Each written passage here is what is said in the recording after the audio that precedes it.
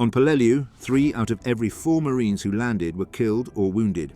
Out of 10,500 men who stormed the beaches in September 1944, nearly 7,000 became casualties. They fought for an island just 6 miles long, battling an enemy hidden in coral caves, enduring heat that killed as effectively as bullets, and discovering that everything they'd learned about island warfare was about to be rewritten. This is the story of Peleliu, the forgotten battle that became one of the bloodiest campaigns in Marine Corps history. Let's go back to where it all began. By September 1944, American forces were island hopping across the Pacific, steadily closing in on Japan. Each landing brought the war closer to Tokyo, but it also brought new challenges. Peleliu was supposed to be different. Military planners estimated the island would fall in just 4 days. Admiral William Halsey even recommended skipping it entirely, arguing it wasn't worth the cost, but General Douglas MacArthur insisted the operation move forward. Peleliu sat along the route to the Philippines, and he wanted it secured before the larger invasion began. What would you do if you were ordered to take an island that your own admiral said wasn't worth the cost?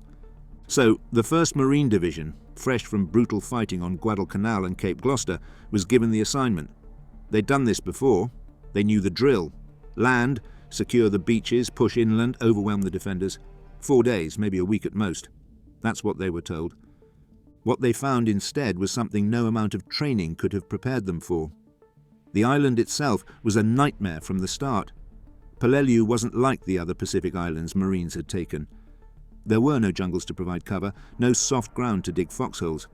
The entire island was made of coral, sharp ridges of ancient reef that had been thrust up from the ocean floor millions of years ago. The landscape was dominated by a series of steep, jagged hills that the Marines would come to call the Umabrogol, though they gave it a simpler name, Bloody Nose Ridge. These weren't ordinary hills. They were honeycombed with hundreds of caves, some natural, others carved and expanded by Japanese engineers. Each cave was connected by tunnels, allowing defenders to move unseen, pop up behind American lines, and disappear again before anyone could respond.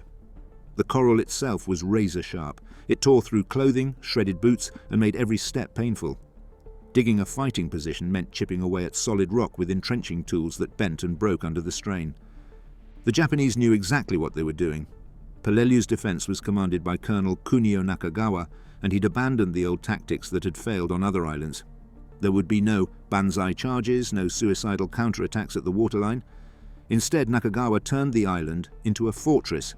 His 10,900 defenders dug in deep, stockpiling ammunition, food, and water in fortified positions designed to survive naval bombardment and airstrikes. They placed artillery and machine guns in caves with clear fields of fire over the beaches. They rigged entire hillsides with explosives. And they waited. The invasion began on September 15, 1944. For 3 days before the landing, American warships pounded Peleliu with one of the heaviest bombardments of the Pacific War. Battleships, cruisers, and destroyers fired over 4,500 tons of shells at the tiny island. Carrier aircraft dropped hundreds of bombs. When the smoke cleared, officers aboard the command ships believed nothing could have survived. They were wrong. The first wave of Marines hit the beaches at 8:32 a.m. Almost immediately, Japanese artillery opened fire. Shells landed among the landing craft before they even reached shore. Amtraks, the amphibious tractors carrying troops inland, were blown apart in the surf. Those that made it to the beach found themselves trapped. The coral reef extended far offshore, making it impossible for follow-up waves to land quickly. Marines were pinned down on a narrow strip of sand with no cover, taking fire from hidden positions they couldn't see.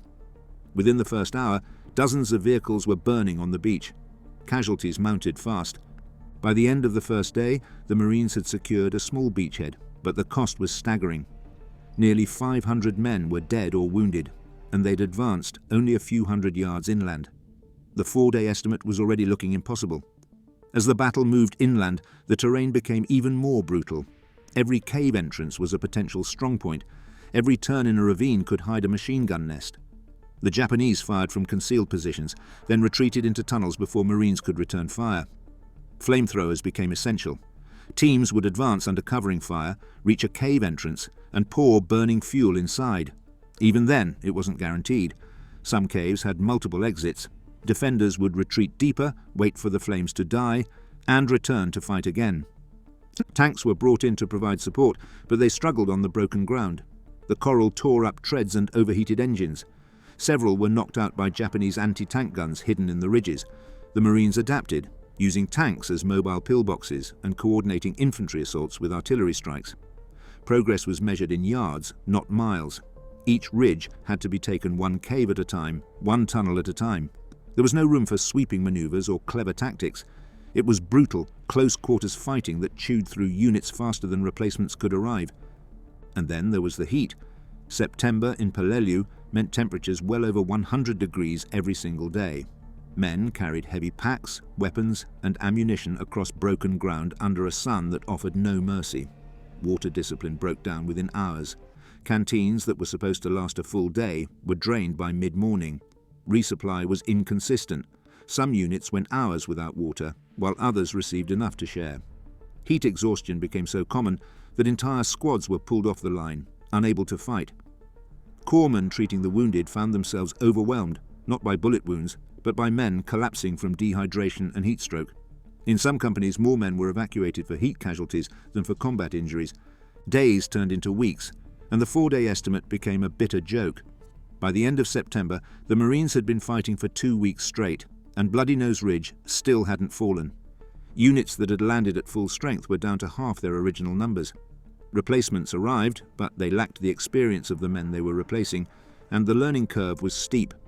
The Japanese defenders, meanwhile, remained hidden, disciplined, and deadly. They had no intention of surrendering. Nakagawa's orders were clear: hold the island as long as possible, kill as many Americans as possible, and make them pay for every inch of ground. The fighting dragged into October. By now, the Army's 81st Infantry Division had been brought in to relieve the exhausted Marines. The battle shifted to a grinding war of attrition. Flamethrowers, explosives, and artillery were used to systematically destroy every cave and tunnel. Entire sections of the ridge were collapsed using satchel charges. The Japanese fought back with whatever they had left. As supplies ran low, they launched small, desperate counterattacks at night, trying to reclaim lost ground or disrupt American positions. These attacks were beaten back, but they added to the casualty count on both sides. Finally, in late November, after 73 days of fighting, Peleliu was declared secure. Colonel Nakagawa, down to his last few dozen men, committed ritual suicide in his command cave rather than surrender. The island was in American hands, but the cost had been catastrophic. Out of the roughly 10,500 Marines who landed in September, 6,794 were killed or wounded. That's a 65% casualty rate, one of the highest of the entire Pacific War. The Army units that relieved them suffered an additional 3,000 casualties. In total, nearly 10,000 Americans were killed or wounded, taking an island that, in the end, contributed almost nothing to the war effort. Admiral Halsey had been right. Peleliu could have been bypassed entirely. The Philippines invasion succeeded without it. The airfield, the supposed strategic prize, was never used for major operations. MacArthur's forces didn't need it. The island that was supposed to fall in 4 days took over 2 months and cost nearly 10,000 men. Peleliu became a footnote in history, overshadowed by Iwo Jima and Okinawa. But for the Marines who fought there, it remained one of the most brutal experiences of the war. If you found this story as haunting as we did, make sure to subscribe for more untold stories from history's darkest chapters. We'll see you in the next one.